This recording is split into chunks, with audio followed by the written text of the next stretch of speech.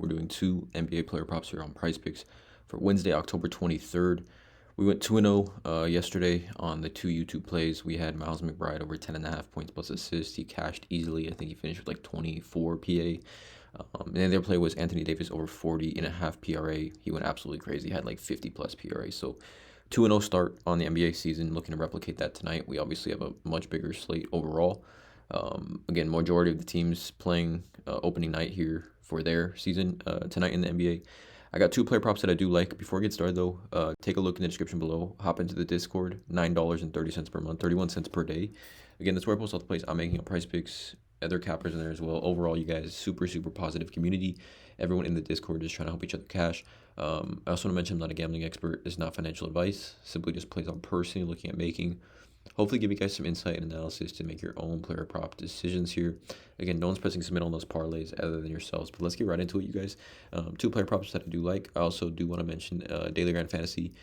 DG Fantasy, the DFS optimizer, you guys, absolute elite tool. Link in the description below. You can get a 25% off your first month using the link and promo code TUFF to get 25% off your first month.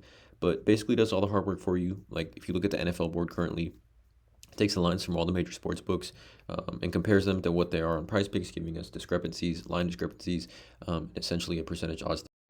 Like, for example, the top play on the NFL board is CJ Stroud, under 0.5 receptions, because it's on Pinnacle at minus 135.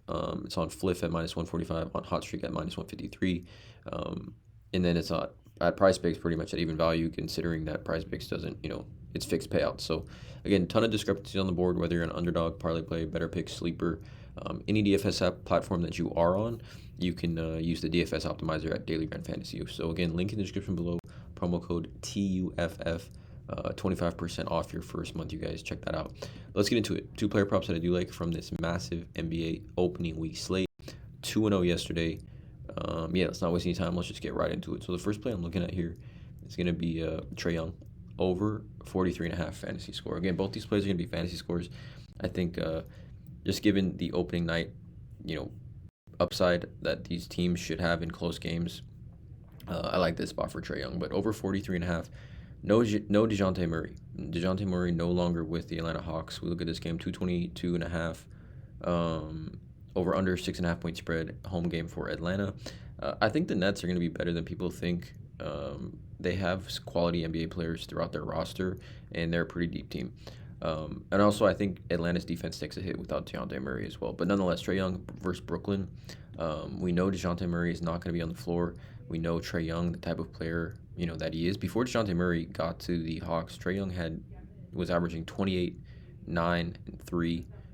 Even in his second NBA season, he averaged 29 and 9, 29, 4 and 3. So from a fantasy point perspective, just an absolute dominant player. And you can even see last season in a ton of games with DeJounte Murray on the floor, the type of massive fantasy score games that Trae Young did have. I mean, you can see kind of just the type of games. I mean, a game of essentially 27, 2, and 11 with 5 turnovers. We'll hit the over on this line here.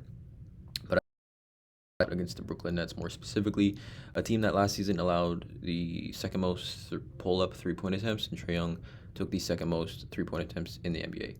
But last season, just even at home, this has a pretty decent hit rate. Outlier 7-day free trial as well with the link in the description. But last season, just in 32 minutes at home with DeJounte Murray on the floor without him, 32 minutes at home over in 18 of 26 games with an average of 47.2 fantasy points. Again, with the majority of these games obviously being with DeJounte Murray. And we just I think we forget in general the type of player Trae Young is. Like last season, 4 games without DeJounte Murray, he went over this line in 2 of 4. Right, 1 game he missed. He only played 21 minutes. Still at 33.3 fantasy points against Charlotte, which again in a per 36-minute average, it's much higher than 43.5. We look at Trae Young's fantasy score game last season versus Brooklyn.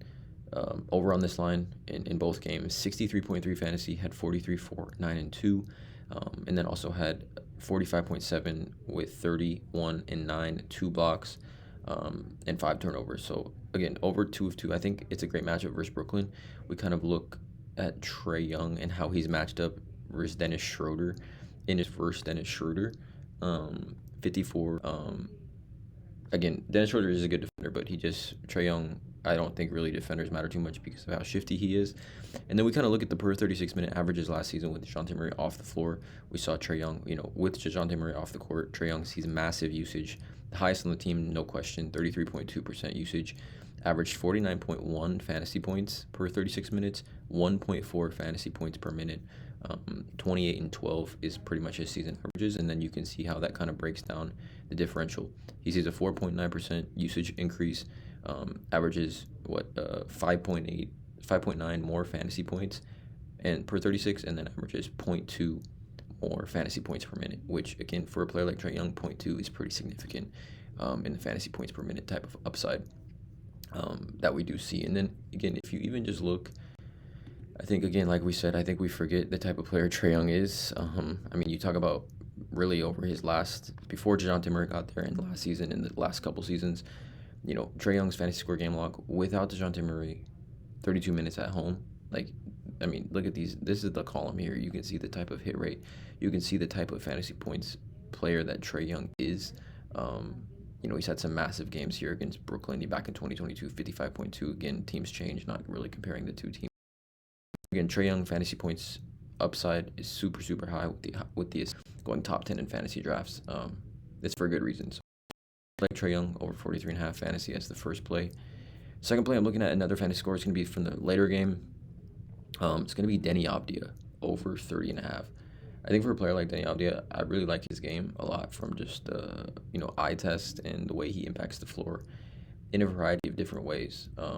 But we take a look at Deni last season. With the Wizards, definitely similar situation to where he is with Portland. But in games last season when Deni played 32-plus minutes, he was over this line in 26 of 30 games. 26 of 30 games last season, 87% hit rate, averaged 40.13 fantasy points. Absolutely insane. The fantasy points per minute for Deni Avdija has to be extremely. And we talk about 26 of 30 games last season when he played 32-plus minutes, which again should be his floor tonight. 87% hit rate, 40.13 fantasy points. Absolutely crazy. Let's actually break this down to the points per minute when let's go to Washington, I believe. Yeah, let's go to Washington last season. That's where he was. It's just the easiest way to break it down. Let's do Washington. Again, I try to make these videos in one take, so I do apologize. Washington last season, per 36 for Deni Avdija. We're talking about a player that I think people were quick to maybe call him a bust. I don't know. People were hating on Deni Avdija. I've always liked his game personally to essentially go in. But Deni Avdija last season averaged 36.9 fantasy points per 36. Averaged right around 1 fantasy point per minute. But for some reason, I can't break this down. But if you look at kind of how it went last season for Deni, and I'm going to get into some other things real quickly too. But if you kind of look at more specifically, if you take away all these games, you take away the minutes filter. Give me a sec. Minutes filter.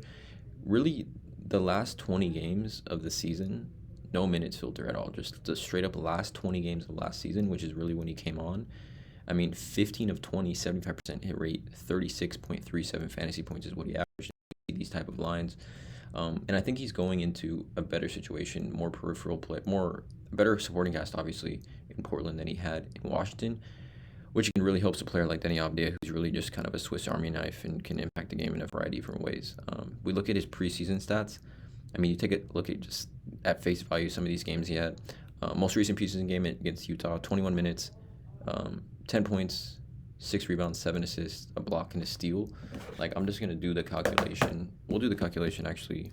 I'll do the calculation really quickly on my phone, so I know how these fantasy scores kind of break down. So 10 points is 10 points, plus 2 steals is 6, plus another block is another 3. We do plus 6 rebounds is 6 times 1.2 is 26, and then plus 7 assists. He had 36.7 fantasy points in 21 minutes against Utah. 36.7. All we need here tonight is 30.5 in a game where he should see 30-plus minutes. Again, line doesn't really make sense to me. In my opinion, you can see even last season, fantasy score game log when logging 30-plus minutes. He had massive fantasy score games. just really able to fill up the stat sheet. I mean, 15, 6, and 5 will hit this over on this line here, and I think that's extremely attainable for Deni Avdija. You know, considering what the Portland Trail Blazers gave up for Deni, I think they gave up the 14th overall. So they gave up a lottery pick and a really good NBA player in Brogdon for Deni Avdija, which means he's fully in Portland's plans. And you saw the quote earlier this offseason that Deni Avdija is probably the best player on the team with his setup and the way he plays, Chauncey Billups said. And Chauncey Billups came out and kind of disputed that he actually said this, but nonetheless, I mean, we know how high Chauncey Billups is. 36.7 fantasy points against Utah in 21 minutes in the preseason. Just in general, this play has a ton of upside. And again, if this game does remain close, I think 30.5 is just too low for Deni. And we kind of just look at how this preseason game, specifically against Utah. Now, again, it's the preseason, but you kind of see how players fit. I mean, it's perfectly, I think, in this offense Scoot's going to be playing, Anthony Simmons is going to be playing, but if it's debatable between, Deni Avdija can do so many things well, ability to keep him off the floor. So 2 player props for this YouTube video. Trae Young, 43.5 fantasy score over. Deni Avdija, 30.5. Again, 2-0 yesterday, 2-0 tonight. Hopefully, please drop a like, hit that subscribe button, and as always, let's cash.